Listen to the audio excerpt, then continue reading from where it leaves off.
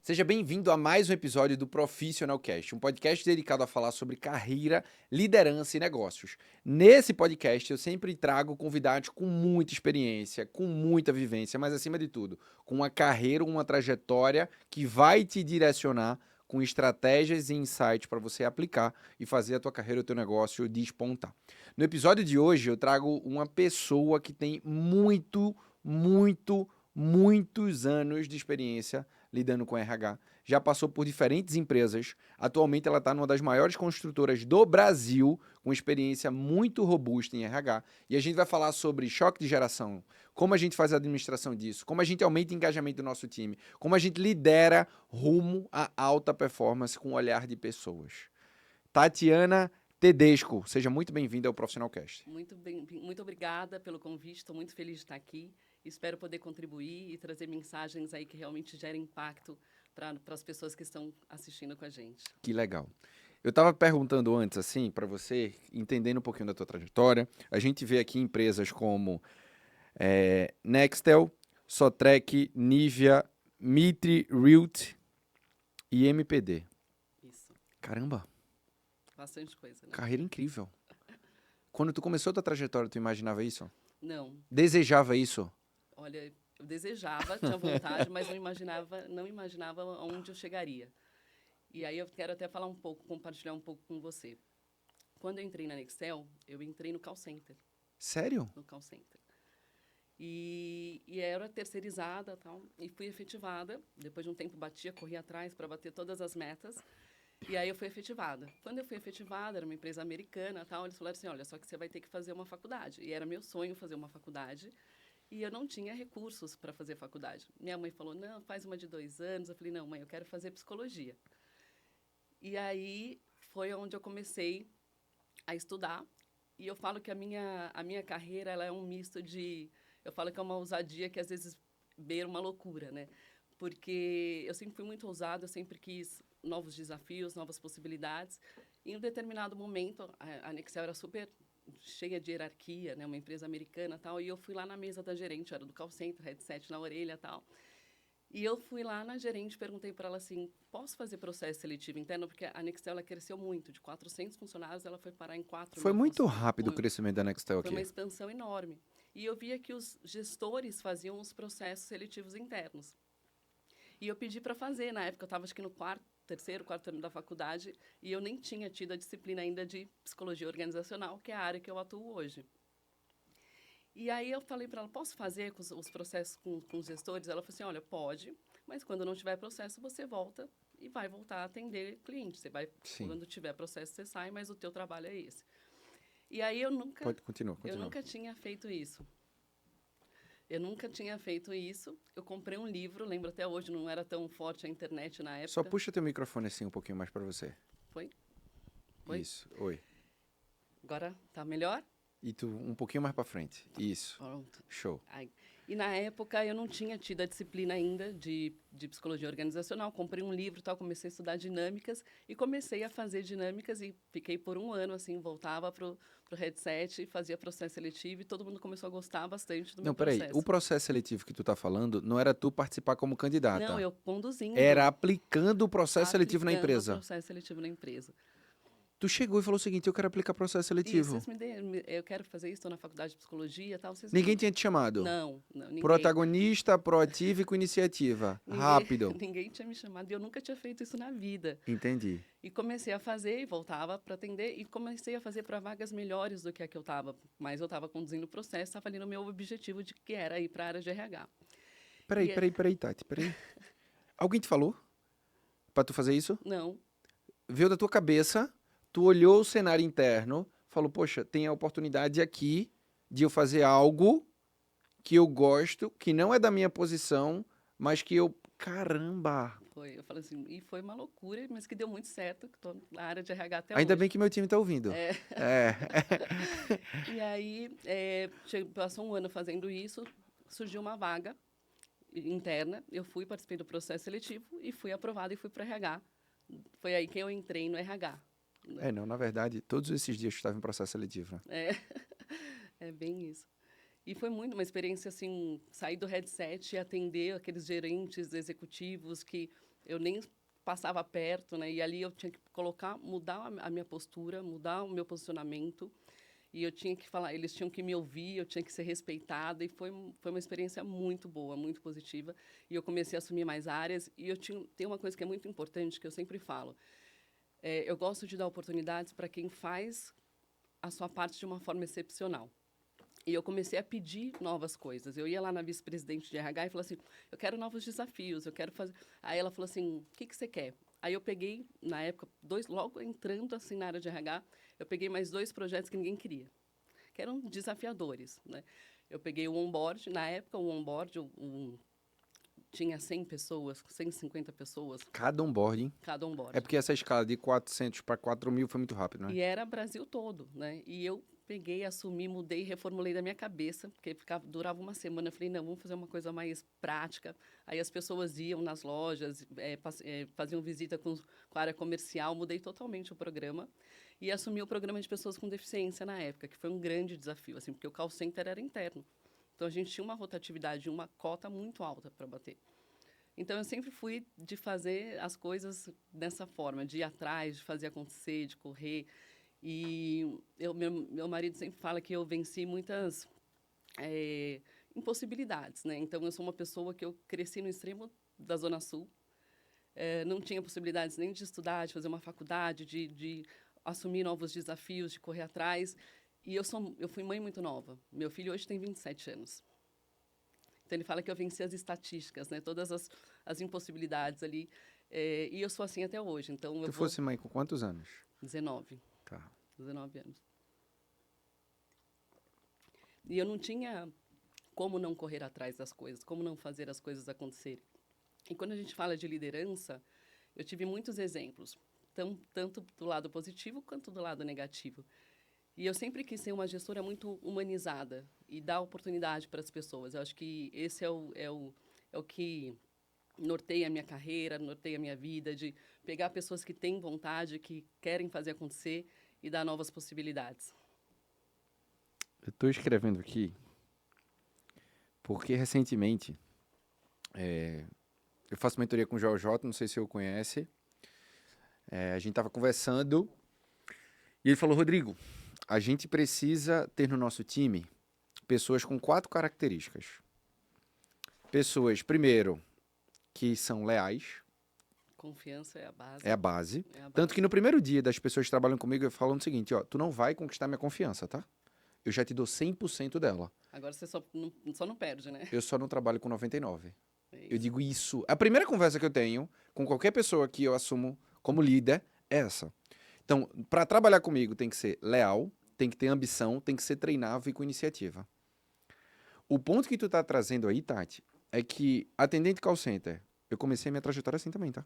Ai, que legal. Com 14 anos de idade, eu comecei minha trajetória assim. Essa história ela é muito antiga para quem já acompanha um Profissional Cast, mas eu vi os boletos da minha mãe. Naquela época era grampeado quando pagava.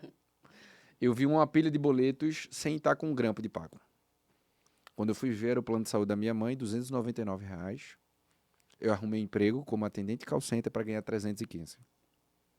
Era esse o salário. Esse era o salário na época. Era o salário mínimo, inclusive. R$ 315 nessa época. E eu comecei como atendente call center. E o que geralmente eu escuto dos profissionais que não crescem é: isso não é da minha função. Nossa, isso daí me dá alergia ouvir. Eu ganhei esses cabelos brancos. Olha aqui, ó. Metade foi ouvindo isso. É. Metade desses cabelos brancos que eu ganhei foi ouvindo isso. A outra metade foi a minha esposa. Brincadeira, mas o ponto é: profissional que quer crescer e fala, isso não é da minha função, não vai crescer. Esse é o primeiro ponto. Não tem como, né? Tati, tu passasse um ano fazendo algo que não era da tua posição, que era acima da tua posição, que foi tu que pediu e, coincidentemente, foi tu que cresceu. É verdade. É verdade. Coincidentemente, né? Agora uma pergunta, quantos profissionais desses tu encontra hoje no mundo corporativo? Hoje em dia tá raro. Acho que mudou muito. E eu costumo dizer uma coisa que eu falo que nós somos os responsáveis um pouco por essa mudança das gerações. Nós, geração antiga? Antiga, porque nós somos os pais Exato. das gerações que estão vindo. Eu acredito que são os maiores responsáveis. Somos, porque a gente tudo aquilo que a gente não teve, a gente às vezes quer proporcionar, e aquela rotina de você... Eu trabalhei, estudei com meu filho pequeno, então você quer Tu compensar trabalhava, ia pra faculdade à noite, isso, com um filho com um filho pequeno. pequeno. Fazia estágio de Tu sábado saía de de que manhã. horas? Eu saía de casa antes das 6, Chegava que horas? 11h30. Era o normal, né, Era o pra gente. normal, era o normal. Tomava Pra mim três, não existia outro tomava caminho, três ônibus inclusive. por dia, Ônibus, metrô, trem, né? trem, tudo. Era o normal, né? Era o normal. Hoje nem sempre é tão normal assim. E para ganhar um salário de call center, e eu ia feliz da vida, porque eu Exato, eu tinha também. uma possibilidade, eu tinha um emprego. E eu falo, né? Eu sempre falo para o meu time, não importa o que for que seja direcionado, faça com alegria, faça com engajamento, faça com amor, que isso vai te trazer um retorno positivo. Eu falo que o salário, o cargo, ele é uma consequência das suas ações, né? De como você atua no dia a dia, de como que você reage aos problemas, aos obstáculos, às dificuldades. Então, eu acho que a gente tem que melhorar como pais também, para melhorar essa geração, porque eu falo assim, que a gente, quando é mãe, quando é pai, a gente erra tentando acertar com a maior boa intenção do mundo, Sempre, né? né? Porque eu sempre quis fazer para o meu filho as coisas que eu não tinha condições. Mas e aí, né? Meu filho começou 2 faculdades e eu foi um sacrifício para terminar. E eu falei assim, gente, eu sempre quis fazer uma faculdade, foi tão difícil para fazer. E é porque tem mais possibilidades. A gente oferece mais possibilidades. Exato. E aí tu começa essa trilha na Nextel, vai crescendo, continua. Aí eu virei consultora, assumi ali, foi a minha primeira experiência de liderança como líder. Logo assumi um estagiário e eu falo, gente, assim, foi uma experiência desafiadora porque ele não tinha o comprometimento que a gente espera, que é o básico, né? E ele não tinha, e ele fazia eu chegar numa sala com um gerente sênior num processo seletivo que tinha que ter 20 candidatos, não tinha nenhum, e ele falava que tinha ligado. Eu falei, não é possível que você ligou e 20 faltaram. E eu recebi muitos feedbacks. E cada feedback que eu recebi, eu realmente procurei, de uma forma forte, me desenvolver naquilo. Tu tentou por quanto tempo com esse cidadão? Então, eu acho que se você for me perguntar qual que é o meu maior gap de liderança, eu vou te dizer que é esse. Às vezes eu tento muito mais do que eu deveria. E não fui eu que desisti dele, ele sumiu, abandonou o emprego, nem me avisou, eu tentava contato, nem fui eu que desisti, que continuei tentando. Mas eu tentei bastante. E ele simplesmente abandonou, sumiu, não apareceu. Era uma pessoa extremamente inteligente, por isso que eu falo, né? A inteligência emocional, os seus soft skills são muito, muito importantes, tanto Muito quanto mais a hoje. parte hard, né, de É. técnica. Eu falo que para posições maiores, as soft são muito mais importantes do que as hard É o que skills. te faz manter ali com equilíbrio e fazer a roda girar na velocidade que ela tem que girar, né? No ambiente de pressão, de necessidade de tomar de decisão, de conflitos internos, de um ambiente onde você tem que ter uma postura, um posicionamento, não tem como. Não adianta você ser tecnicamente incrível se você não consegue convencer uma outra pessoa. E todas as pesquisas falam, né, que as pessoas são desligadas pela parte comportamental. Porque a parte técnica a gente vai lá, a gente ensina de novo, a gente ajuda, mas os soft skills são os mais desafiadores. Peraí, que eu gostei desse tema. Presta atenção. Eu gosto desse tema. Geralmente nas minhas palestras eu falo o seguinte, ó. 80% das contratações as empresas e líderes buscam fazer por experiência e competência. É isso, 80% das demissões a gente faz por comportamento. comportamento. E por que a gente não inverte? Faz 80% das contratações com base em comportamentos, ao invés de fazer com base em competências e experiência. Aí eu queria te ouvir. É uma Mas pergunta simples assim. essa pergunta é incrível, porque a gente tem uma defasagem, eu acho que uma das áreas, porque quando a gente fala de RH, a gente tem alguns pilares, né, que é atração, desenvolvimento e retenção. Exato. E o primeiro ponto que a gente deveria focar é na atração. Sim. Porque se eu fizer uma atratividade correta, todo o restante vai ser muito mais tranquilo, mais leve. Mas a gente tem, por outro lado, o desespero do líder, o desespero do gestor, pelo prazo de fechar aquela posição. Sim. E muitas vezes é difícil colocar na cabeça do líder que a parte técnica não é o fundamental, que a parte comportamental ela é a mais importante e ela que vai determinar a permanência e os resultados daquele profissional no dia a dia. Então, isso, para mim, é importante. A gente tenta ali, toda hora, falar, a atratividade é o segredo ali do sucesso ou não sucesso, né, daquele profissional dentro da empresa. E quando a gente faz uma atratividade, você tem que olhar várias coisas. Você não tem que olhar... Tem a parte técnica, ela é importante, mas não é fundamental. Mas você tem que olhar a parte comportamental, que é a Como é que olha, na tua visão assim, Tati? O jeito certo da gente olhar para isso. dá para olha, eu falo que eu pego cada coisa em entrevista, que você tantos anos, né, que eu faço isso, e ainda entro em processos de executivos, geralmente sou eu que faço, sou eu que entro. Dá para pegar numa entrevista por competência, com as perguntas certas, e costurando e amarrando. Eu falo que tem gente que entra numa entrevista e sai desacreditado que falou aquilo porque a pessoa ela vai preparada, né? Ela está ali para vender o produto que é ela naquele momento. Ela está para se vender, ela está para ser aprovada. E ela muitas vezes vai com um discurso totalmente pronto, pré-estabelecido. E quando você começa a fazer as perguntas certas, assim, pensando, né, Dá um exemplo de pergunta. por competência, Uma pergunta assim que tira o profissional ali da entrevista do roteiro do guia. Não tem guia tem, turístico que você dá o play e ele vai até o tem. final? Por exemplo, a pessoa vai, fala uma fortaleza sua. Tá. Qual que é uma fortaleza sua? Visão estratégica, por exemplo. Tá. Aí, por exemplo, a pessoa não tem visão estratégica, mas ela fala que tem. Porque tem que falar isso. Aí eu vou falar assim, tá, então me dá um exemplo que você mudou a rota da empresa de alguma empresa que você trabalhou recentemente por conta da tua visão estratégica. Qual foi a visão estratégica que você trouxe, que você contribuiu para uma virada no negócio? Já dá o primeiro tilt, né? Já dá o primeiro. Já dá o primeiro tilt. Essa A é a tela ideia. azul ali. Essa é a ideia. Porque o que acontece? Quando você faz perguntas falando de futuro, a pessoa pode inventar o que ela quiser, pode ser super criativa, trazer coisas lindas. Eu vou fazer, eu vou conquistar, eu vou realizar. Mas quando você vai para o passado, tem uma questão no nosso cérebro que ele já trava para você ir para o passado. Ele não te dá possibilidade de criar novas respostas e algumas coisas diferentes. Então, é uma técnica que realmente funciona. E aí você vai costurando.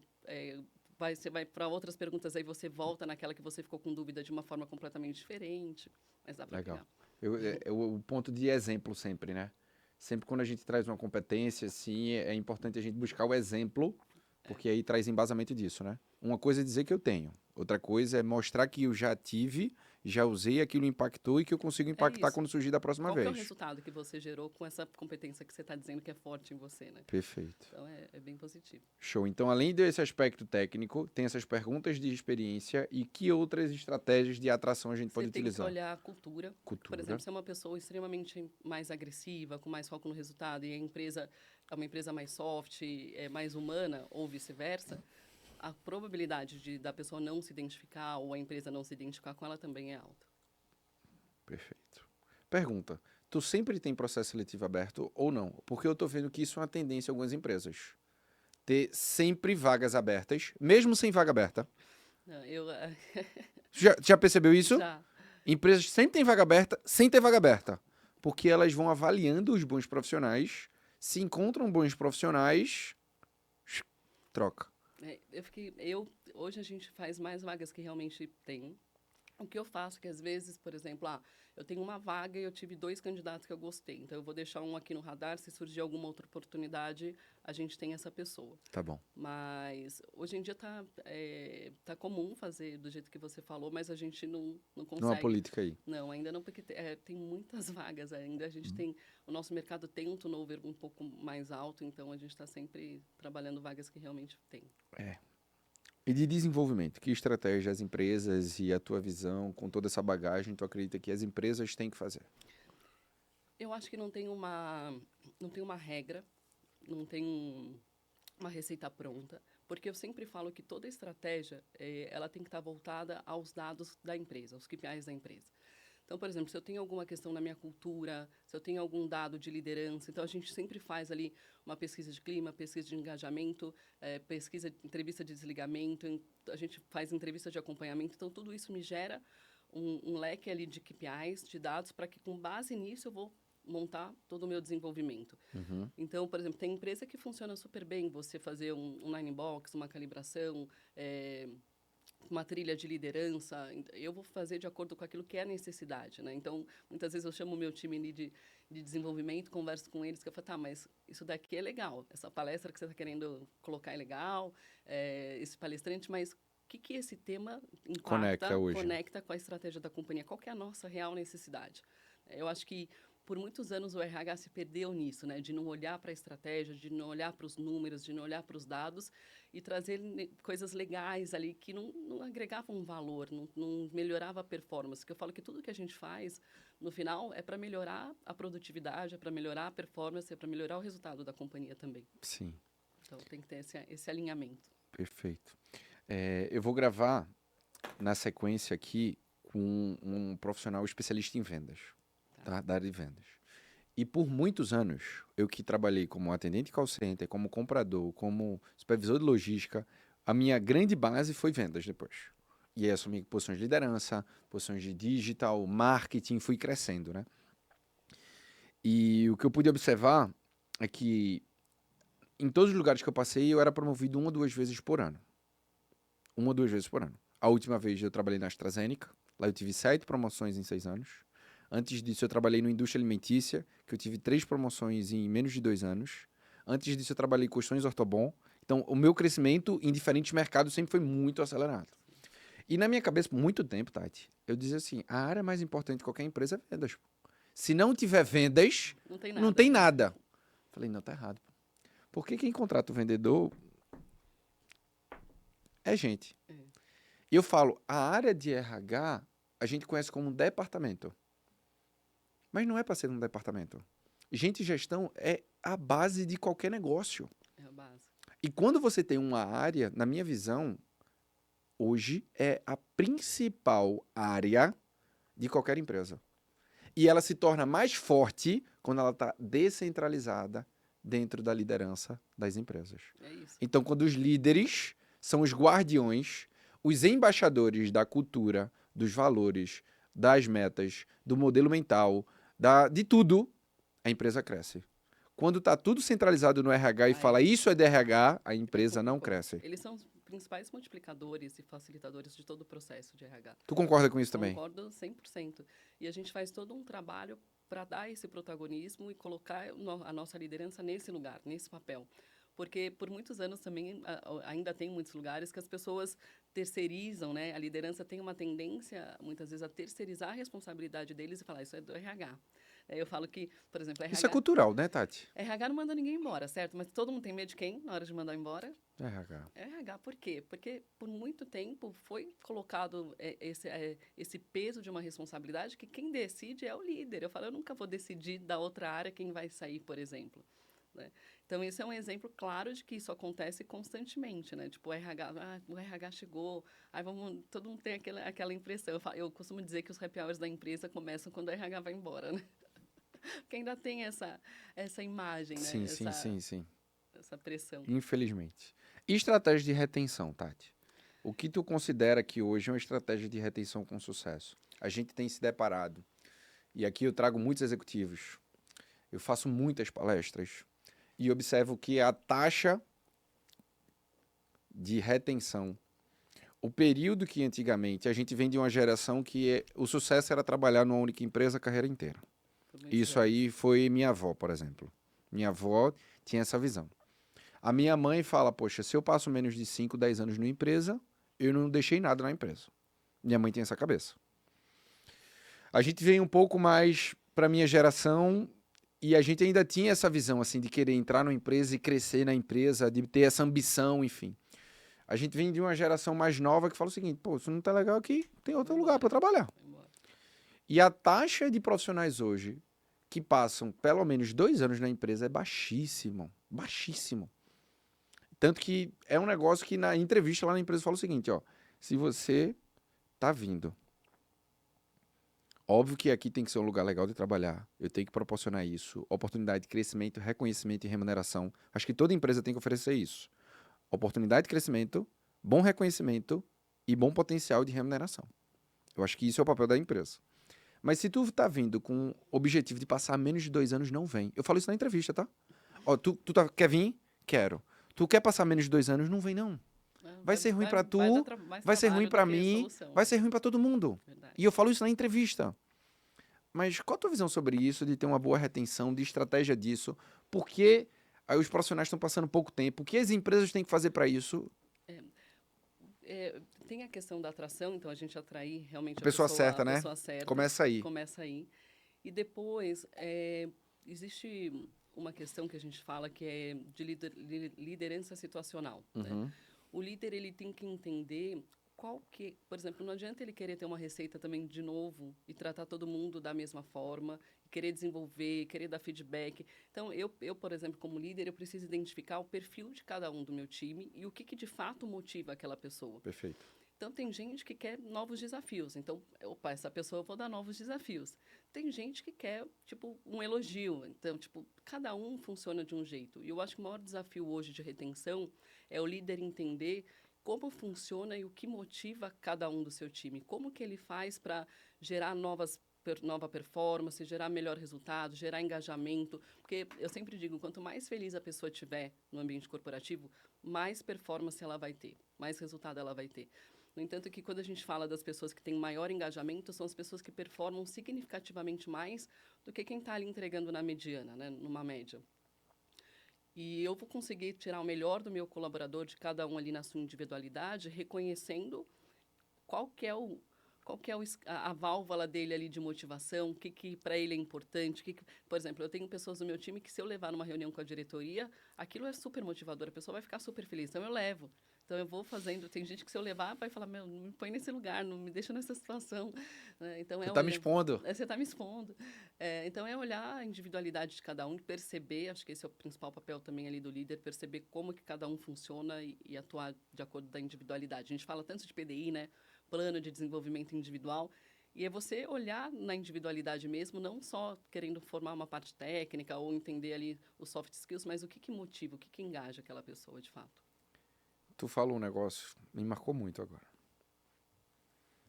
Eu escrevi aqui. Produtividade é um indicador de felicidade no ambiente de trabalho. Com certeza é. E eu costumo dizer que absenteísmo é indicador de infelicidade no trabalho. Quando a pessoa começa a faltar muito, o corpo fala muito, né? Quando a pessoa começa a ficar muito doente, faltar muito, chega muito atrasado, eu já começo, opa, deixa eu ver o que está acontecendo com essa pessoa do meu time, deixa eu ver se tem alguma coisa que eu posso fazer de diferente. Eu nunca tinha ouvido algo parecido sobre isso e eu super concordo. Porque se a gente está feliz, está mais confiante, é inevitável a gente performar melhor. O resultado vai surgir naturalmente. Vai ser consequência Vai ser disso. consequência. Como é que as empresas podem atuar um pouco mais nesse indicador da felicidade, então? Olha, eu acho que é justamente olhando o que motiva cada um, né? Então, tem coisas que são motivacionais, mas tem muitas coisas que são motivacionais que elas passam rápido. Então, por exemplo, às vezes não adianta você ir naquela palestra e falar e a pessoa sair com aquela energia, mas o quanto eu sustento de fato isso no dia a dia daquele colaborador, daquele profissional. É entendendo o que para ele é importante, o que para ele é valioso, o que para ele faz sentido. Então, por exemplo, tem pessoas que, tipo, home office, né? A gente tem a bendita dor do home office, não home office. Para aquele colaborador, ficar um dia na casa dele é super importante. E eu preciso entender que tem colaboradores que vão funcionar super bem de home office, outros não, mas é o meu papel como líder puxar ali para que isso aconteça. Uhum. Agora, tem gente, por exemplo, eu costumo dizer, né, na pirâmide de Maslow, os benefícios, as satisfações básicas, Necessidades, as né? necessidades básicas, elas são passageiras. Uhum. Então, por exemplo, se eu aumentar um salário, daqui um mês, na verdade, eu já estou gastando mais, já estou fazendo coisas que eu não fazia antes e já virou normal. O salário já virou normal eu sempre falo que remuneração não é uma base de motivação, porque a gente sempre acha que pode receber mais e que merece mais, e está tudo certo. Mas tem dentro da pirâmide necessidades que são outras necessidades. Então, o que para mim eu sempre vou um pouco para o lado da psicologia nesse caso, né? Porque o que de fato gera engajamento? Tem pessoas que têm várias questões internas e eu preciso entender o que eu vou gerar ali de uma válvula positiva ou negativa para motivá-la. E é isso que a gente tem que perceber no dia a dia. O que faz sentido? Né? Como que eu retenho as pessoas? Como que eu deixo as pessoas felizes? Né? Então, eu sei do meu time, eu sei o que deixa cada um feliz. Uhum. E eu acho que um líder humanizado, um líder participativo, né? Ele já ajuda. Aquele líder que faz uma pressão, que as pessoas têm medo quando ele chega, quando ela chega, que ficam inseguras, que têm medo de levar uma bronca, que têm medo de errar. Acho que deixar um ambiente confortável, um ambiente amigável, leve, faz toda a diferença para que as pessoas também sejam felizes ali no ambiente corporativo. Verdade. Eu sempre falo para o meu time, não é porque eu sou uma diretora que eu sou diferente, eu sou igual a qualquer um de vocês. Eu tenho as mesmas questões, eu como, eu durmo, eu faço as mesmas coisas que vocês, e eu acho que tratar com igualdade, tratar com respeito, tratar de forma humanizada as pessoas do seu time de igual para igual, isso faz com que as pessoas tenham prazer de estar ali com você, de trabalhar no seu time, de trabalhar na sua equipe. Eu falo que eu tenho pessoas que trabalharam comigo que sempre querem voltar a trabalhar comigo. Tem pessoas que voltaram, estão trabalhando comigo. 4 pessoas no meu time já trabalharam comigo em outros momentos da minha carreira. E, para mim, isso é gratificante. Mostra o quanto elas gostam e eu consigo, de alguma forma ou de outra, deixar que elas trabalhem de forma feliz. E é isso. Show. Qual o maior desafio que você já teve trabalhando no RH? Putz, eu acho que tem vários desafios, mas o maior é a influência, muitas vezes, né? A gente está ali com vários executivos e você tem que mostrar que o que você está dizendo faz sentido, que aquele investimento para pessoas vai ter um retorno muito maior do que está sendo colocado ali. Eu acho que é convencer, às vezes, os CEOs, os donos das empresas a comprarem ali comigo a minha ideia e depois tem que fazer dar certo. E Uhum.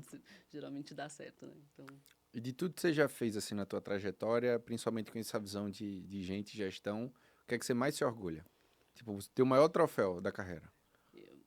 bom, projetos que eu implementei, então eu gosto, tenho muito orgulho de projetos de talentos, né, de mudar. O que eu mais tenho orgulho é de ter mudado alguma história de algumas vidas, né?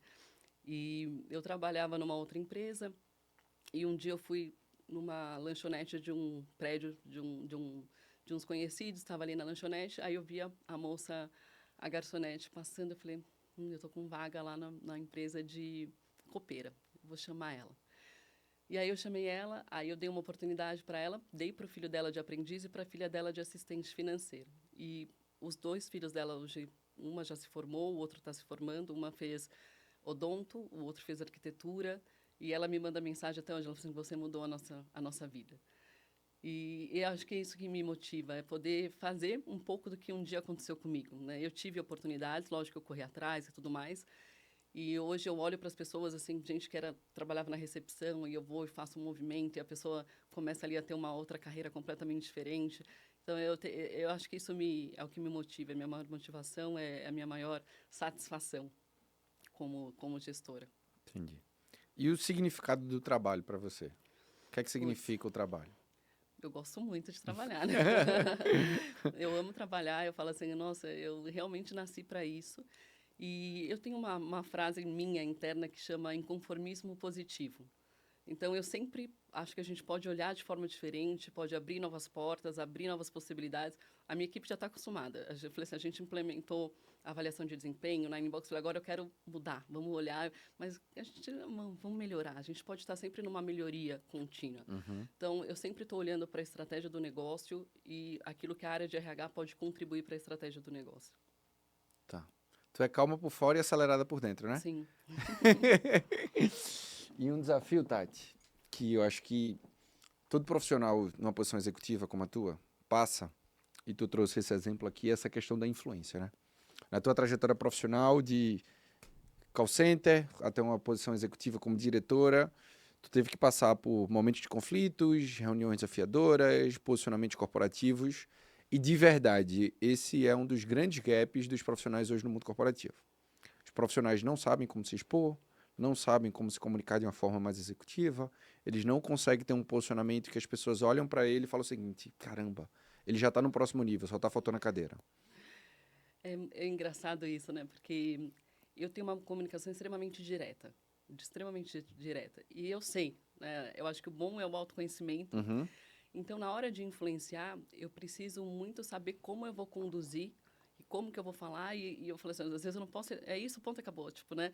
Eu preciso ser menos direta em alguns momentos para poder conseguir influenciar E eu sempre gosto de influenciar com dados. Dados são os KPIs, são os dados, People Analytics, porque daí fica a argumentação, ela não é só uma conversa, Fica embasada. ela tem um fundamento daquilo. Tipo, é isso, a gente tem esse resultado, o resultado que a gente quer chegar é esse, e para chegar nesse resultado é isso que a gente precisa fazer. Então, eu acho que eu usei muito disso, né, na minha trajetória, de ter embasamento ali numérico, de informações que realmente são consistentes, já que eu não sou aquela pessoa que vou ficar meia hora tentando convencer alguém de alguma coisa. Então, os dados me ajudem ali a trazer essa influência, né? E tem dado certo. Tá funcionando. Tá funcionando. Se você volta nesses 18 anos aí de trajetória, com essa bagagem que você tem toda aí de RH, o que tu falaria pra Tati lá de trás? Aquela menina, começa como call center, uma trajetória, uma ambição talvez diferente da realidade de hoje. O que é que você falaria para ela? E eu tô falando essa pergunta pelo seguinte: é para tu olhar para tu lá de trás, e tem gente aqui que talvez tá numa fase que precisa dessa mensagem agora. Eu tô me colocando no lugar de ouvinte e eu falo assim: caramba, essa mulher começou como atendente de call center, chegou como diretora, trabalhou em grandíssimas empresas, tem uma postura incrível, uma comunicação incrível, uma trajetória incrível, serena, equilibrada. O que é que essa mulher tem de mensagem para mim? Eu, ouvindo podcast, eu estaria com isso na cabeça. Olha, eu sempre me baseei, fui muito forte nos meus valores, nos meus princípios. Eu nunca abri mão da pessoa que eu fui há 18 anos ou 20 anos atrás, né, da minha essência. E a minha essência me ensinou a ser muito persistente, muito resiliente. Se eu parar aqui para contar minha história de vida, eu operei o coração, válvula mitral, com 25 anos, e com 35 eu tive um câncer com metástase. Eu nunca pude desistir. Eu tinha um filho para cuidar. Então, não desista. A luta, ela vem, os desafios acontecem, pessoas difíceis ali no ambiente corporativo, já passei por diversas, mas eu sempre tinha na minha cabeça: eu não vou desistir. Eu vou entregar o meu melhor. Eu vou para cima, vai dar certo. E eu acho que esse é o meu lema aí de olhando para aquela pessoa, porque eu já passei muita coisa difícil, né? E no ambiente profissional também, de líderes difíceis. Tive um líder que foi super complicado, mas eu aprendi muito com ele. Todas as oportunidades que eu tinha de aprender alguma coisa ali, eu aprendia. Mesmo ele sendo uma pessoa ali, às vezes no dia a dia um pouco mais difícil, depois eu consegui ter uma ótima relação sempre e aproveitar aquilo que ele podia me oferecer para que eu melhorasse, para que eu evoluísse, para que eu me tornasse uma pessoa melhor. Então, eu acho que é persistência, resiliência, força de vontade, não perder os seus valores, os seus princípios e vai para cima que vai dar certo, vai acontecer. Sempre foi assim que eu conduzi a minha vida e conduzo até hoje. Caramba, tu entrou num negócio aí pesado. Pesado. Sua trajetória: mãe aos 19, cirurgia aos 25, Câncer aos 35. câncer aos 35. Ser diretor de RH é fácil. Né? Que né? Você chega... É esse teu pensamento? É tranquilo. Mas a força vem da Tati pessoal que traz profissional, ou o profissional também trouxe força pro pessoal? Como é que foi isso? Eu acho que é uma junção dos dois. Mas eu acho que a pessoa é mais forte porque foi onde me fez chegar na profissional que eu sou hoje. Mas eu acho que é um equilíbrio das duas coisas. Eu gosto muito de trabalhar, eu gosto de desafios. Eu falo, às vezes, não tem ninguém querendo me dar, eu estou lá pedindo novas coisas, inventando a roda. Então, isso me motiva muito. Surreal isso. Porque quando a gente está no meio do desafio, às vezes a gente fica sem saber como vai, se vai dar certo, se não vai, como a gente pensa. E eu costumo falar, Tati, não sei como é que tu enxerga isso, mas se tu acha que não vai dar certo, já deu certo. Já não vai dar. Tu não precisa nem continuar. Nem tenta, né? Não precisa nem continuar. Verdade. Ah, não vai dar certo. Já deu errado. Já atingiu o sucesso. Não sei. Não. Então... E eu falo assim, a maneira que você pensa vai impactar a maneira que você age, e a maneira que você age vai ter consequência naquilo que você vai colher. Tem uma frase que eu digo também que, assim, como você se enxerga, é bíblico, né? Assim você será. E eu sempre busquei me enxergar diferente, porque a gente tem, né? É difícil você sair de um call center e para assumir novas responsabilidades. Eu trabalhei em empresas multinacionais E eu sempre olhava para mim e falava assim, como você se enxerga, você será. Como que você está se enxergando agora? Porque você está num ambiente que tem pessoas que fizeram faculdades melhores, que estudaram em escolas particulares a vida toda, e você é diferente ali em alguns momentos, né? As pessoas, em um determinado momento da minha vida, eu conversava com pessoas que já tinham ido para vários lugares do mundo e eu ainda não tinha nem, né, saído do Brasil, isso lá uns 30 e poucos anos já, tá? A gente não tinha saído do Brasil ainda. E como que você se coloca, né? Qual que é o lugar que você se coloca? E eu sempre puxava essa frase para mim, como eu me enxergo assim, eu vou ser. E eu procurava me enxergar de nível igual para igual, independente do nível das pessoas, não de soberba, não de, mas tipo, cara, eu não estou aqui inferior a De ninguém. Eu autoconfiança. não estou aqui inferior a ninguém, de autoconfiança mesmo. E confiar naquilo que eu posso, naquilo que eu sou capaz, se eu fui colocada aqui, se eu estou nesse lugar, se eu estou nessa cadeira, é porque é mérito meu também, né? Eu tenho que me enxergar dessa forma, porque a gente tem um crítico, eu tenho um crítico muito alto, né? E às vezes eu preciso fazer um exercício interno de olhar para mim e falar, putz, meu, olha tudo que eu já conquistei, olha onde eu cheguei, onde eu quero chegar ainda. Então isso é um desafio. Assim. Eu costumo falar o seguinte. Eu tô anotando aqui, como você se enxerga, assim você será. É poderosa essa frase. É poderosa. Muito poderosa essa frase. Mas eu costumo falar o seguinte, Tati. A gente tem que olhar pra trás e ter orgulho da nossa história. Porque se a gente não tiver isso, ninguém vai ter. Quando eu chego num processo seletivo, se eu não me comprar, eu não consigo me vender. Quando eu chego numa reunião, se eu não comprei, eu não consigo vender para as outras pessoas. Quando eu olho para o meu time, se eu não comprar o meu time e falar o seguinte, esse é o time certo. Não é o time perfeito? Não tem time perfeito. Não tem. Não tem time perfeito. Se eu for para a seleção brasileira, por exemplo, é uma analogia. Seleção brasileira só tem craque. Mas se não tiver um conjunto, não é uma equipe. E eu falo, a gente precisa contratar as pessoas certas, nem sempre as melhores pessoas. Faz parte, né? Porque as certas podem se transformar em melhores. Ou podem, inclusive, já ser as melhores. Mas as melhores nem sempre são as certas. Verdade. E esse é um desafio, porque líder e empresário quer contratar a melhor pessoa sempre. Mas talvez aquilo não vai encaixar com o teu time. E não faz sentido ter essa pessoa. Eu tô lendo um livro que chama O Jeito Harvard de Ser Feliz. E é um rapaz que ficou lá fazendo um estudo por 20 anos com os estudantes, ele dava aula lá e tudo mais. E ele falava que o primeiro um ano, o segundo 2 anos, é o maior índice de depressão. Eles tinham um índice altíssimo de depressão. E são pessoas que, se você olha, tipo, as empresas, é o cara, né, fez Harvard, é a pessoa que eu quero trabalhar, mas eles não sabiam lidar com as emoções e a pressão que eles tinham interna de estarem naquele lugar e a cobrança que muitas vezes os pais ou eles, O mundo o coloca. mundo coloca. Então, ser o melhor ali, de Harvard, de tal lugar, não te qualifica para estar numa posição, para ser o CEO de uma empresa, para ser o vice-presidente, para ser um diretor. E isso é um pensamento que a gente precisa ter, né? Muitas vezes na hora de convencer ali um gestor que quer trazer aquela pessoa porque acha que aquele é o melhor e você está vendo ali que tem gaps, que tem questões comportamentais que vão impactar diretamente.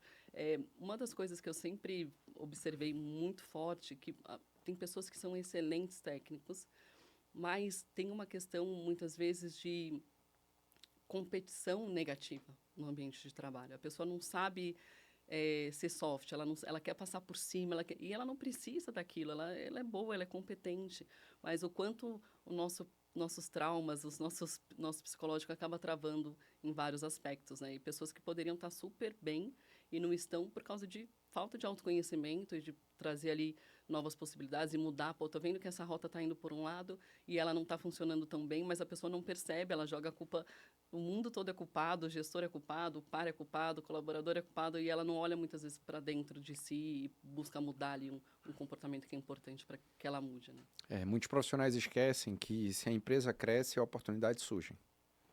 É isso. E às vezes ela quer crescer sozinha.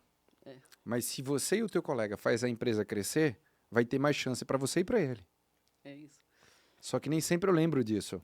E eu acredito que o meu concorrente é o meu colega. Na verdade, não. Tem uma frase, está no meu livro. O seu único concorrente no mundo corporativo é você. É isso. Concordo. Muito boa a frase. Não tem outro, Tati. É verdade. Porque se tu faz tudo que tu tem que fazer, Tudo que a empresa precisa, que o teu chefe valoriza, acabou. Tá fácil. Só que às vezes você quer fazer o que você valoriza, a empresa não precisa e quer ser reconhecido e valorizado por isso. Mas isso é um ponto importante, porque muitas vezes quando a gente coloca uma bonificação, metas, estabelece metas individuais, eu sempre coloco o como e o que dentro para medir, para você ter um peso tanto para, tipo, tá, o que eu vou fazer, o que eu preciso, aonde eu preciso chegar, vou chegar lá, Número, número, mas o meu como, as minhas competências, as minhas habilidades, a forma como eu chego no que é tão importante quanto o que. para mim também. Então, eu sempre faço Para mim também. esse jogo dentro das metas ali de distribuir, né, o peso, porque senão não adianta. Você matou um monte de gente pelo caminho e chegou lá no quê, mas e o como? Ele é importante também. De tudo que você falou, quem ouviu a gente até agora nesse episódio, se você tiver uma mensagem chave assim para essa pessoa guardar na cabeça não, no coração. Que mensagem é essa com toda a tua experiência e aí é de vida e de carreira que faz sentido as pessoas guardarem no coração que você vai falar agora? Que mensagem seria essa? Bom, para as pessoas acreditarem nelas, eu acho que muitas vezes o maior sabotador somos nós mesmos. Então, acredite, vai atrás, conquiste, ah, pule aí os obstáculos, eles vão existir, eles acontecem, mas é acreditar. Se cada pessoa acreditar no potencial que ela tem, acreditar em si. Eu muitas vezes peguei vários desafios que eu falava, meu Deus, e agora? Será que eu vou conseguir? Né? Depois que eu falei, por que eu fiz isso? Por que eu pedi tal desafio? Por que eu aceitei? E é acreditar e ir para cima mesmo, correr atrás e ter orgulho. As pessoas, acho que hoje a gente tem dificuldade de ter orgulho das nossas histórias. Eu tenho muito orgulho da minha história, eu tenho muito orgulho de falar da onde eu saí, da onde eu cheguei e dos novos patamares que eu quero chegar. Então, é acreditar. Eu acho que essa frase que eu falei para você anteriormente, né? Como eu me enxergo, assim eu vou ser. Eu acho que é esse recado que eu quero dizer. Como que as pessoas olhem para dentro, né, e falam, como que eu estou me enxergando? Será que eu estou enxergando essa potência que eu sou, esse potencial que eu sou? Será que eu estou enxergando aquela pessoa que... Eu fiz outros MBAs, eu fiz 3 MBAs depois ao longo da minha carreira, mas aquela pessoa que fez uma faculdade ali que não era conhecida, como que eu estou me enxergando? Quais são as vozes que eu estou ouvindo, que eu mesma estou contando para mim? Por várias vezes na minha vida, eu contei vozes muito negativas. Eu falava, será que eu vou conseguir? Será que eu sou capaz? Será que vai dar certo? E aí eu aprendi a mudar o repertório daquilo que eu falo para mim mesma. E tem uma coisa que é bem interessante, que quando eu passei no processo seletivo da Nextel para ir para o RH, eu fui no banheiro chorar. Fui chorar. Porque eu tava ali, eu não vou conseguir, eu não sou capaz. E se eu não conseguir, eu não vou voltar para o call center, eu vou perder meu emprego, eu tenho um monte de conta para pagar, eu tenho um filho ali para sustentar. Então, mudar o repertório interno, mudar as suas vozes internas. Né? E muitas vezes eu tive um repertório, mas mesmo assim eu enfrentava aquilo lá e ia. Eu falei, não, eu já passei, agora eu vou, vai dar certo. E sempre dava certo. Mas conversar, mudar as nossas conversas com a gente mesmo. Acho que isso é importante. Acho que esse é o recado que eu queria deixar. Obrigado por você ter topado vir aqui. Parabéns demais, assim, pela tua história, assim, o teu perfil de serenidade, de maturidade, de tranquilidade. Você olha pra você, você não imagina que você passou por tudo isso. Não. Ufa, ainda bem. Não dá pra imaginar que você começou como call center, que você teve todos esses desafios desse teu aspecto pessoal. E também não dá pra imaginar o desafio que você tem no teu dia a dia. Eu imagino que trabalhar contigo, tu traz paz e leveza pro ambiente. Tá, e acelera No o meio do pessoal caos. também. No meio do Eu caos. faço tudo ao mesmo tempo. O No pessoal meio dá do risada. caos. Mas eu realmente é difícil eu sair Do do prumo. prumo. Eu não grito, eu faço Muay Thai porque eu não grito, eu não xingo ninguém. Então eu luto para para ficar mais leve, sabe? Para não ficar com aquilo tudo dentro de mim. Mas acho que a vida me fez desse jeito, me fez ser assim. E cada situação que eu passei, eu tive que ter ali o pé centrado no chão. E agora, né? Como que eu vou fazer? Como que eu vou conduzir? Eu lembro quando eu tive câncer, eu falei assim, olha, vou conversar com Deus porque eu isso aqui não é para eu morrer disso, mas Deus, o que eu tenho que aprender? Eu vou aprender logo, pode me ensinar. Porque eu sempre falo que os obstáculos que a gente passa na vida são ensinamentos. De alguma forma a gente tem que aprender e evoluir e mudar ali alguma coisa. E eu falei, Deus, me fala logo aí, eu vou aprender, porque eu não quero morrer disso, não. E é isso. Pois Deus te usa muito, eu imagino. Eu falo que os desafios que ele manda pra gente são para serem transformados em testemunho, né? É isso. Às vezes, quando a gente tá no meio disso, a gente não entende e não tem para quem entender. É só a gente falando, Deus, não é o porquê, é para quê. É isso. E quando a gente entende o para quê, né, para o que a gente tá passando por aquilo, Aí, a nossa cabeça muda e essa trajetória ela muda também. Que Deus te abençoe muito. obrigada. Continue Adorei o convite. legal. Muito bom. Nunca tinha participado de um podcast. Estou feliz. Foi leve? Foi ótimo. Que continue fazendo a diferença no mundo corporativo. O objetivo da minha vida hoje, da minha empresa, desse podcast, é ser e fazer a diferença na vida das pessoas. Hoje eu busco fazer muito isso através de desenvolvimento profissional, que é através de um podcast como esse, ter alguma vida lá impactada com a tua experiência, com a tua história e trajetória. Quando eu faço uma palestra para isso, quando eu faço as mentorias, meus eventos, esse é o único objetivo. E eu não tenho dúvidas que juntos a gente conseguiu fazer isso nesse episódio e na vida de milhares de pessoas que estão conferindo esse episódio aqui. Fico feliz. É um trabalho incrível. E que eu possa também ter contribuído hoje de alguma forma com você aqui nesse trabalho, que é gratificante eu poder contribuir, falar um pouco da minha história e compartilhar um pouco de tudo que eu vivenciei até agora. Legal. Se a galera quiser te acompanhar no LinkedIn, Tatiana Tedesco. Tatiana Tedesco no LinkedIn. Isso. Show de Tatiana bola. Tedesco. Obrigado, tá? É o Tati Tedesco é o Instagram, mas... Obrigada a você. Show de bola. E obrigado a você também ter ficado até aqui nesse episódio. Essa frase que Tati falou aqui me marcou demais. Como você se enxerga, assim você será. Talvez você não tá no lugar que você acredita que merece ainda. Mas você tem a oportunidade de fazer isso lá. Se você ainda não se enxerga lá, você tem que começar a se enxergar. Só que não adianta você começar a se enxergar e não ter um plano, não ter uma estratégia, não ter uma execução, não ter iniciativa, um protagonismo para conseguir chegar lá. Eu falo que sonho sem plano é uma mera ilusão. Agora, quando você tem um sonho, um plano, aquilo vira um objetivo. Que você tire força dos desafios que você enfrenta, que você aumente a tua ambição, porque eu não tenho dúvida. Você se enxerga muitas vezes menor do que aquilo que você é capaz de ser. E isso impede você de crescer. O meu objetivo com o meu Instagram, @RodrigoBarbosaG, com esse podcast, com as palestras, com as mentorias, tudo é proporcionar para que você consiga chegar no lugar que você merece. E às vezes o sabotador está dentro da sua própria cabeça.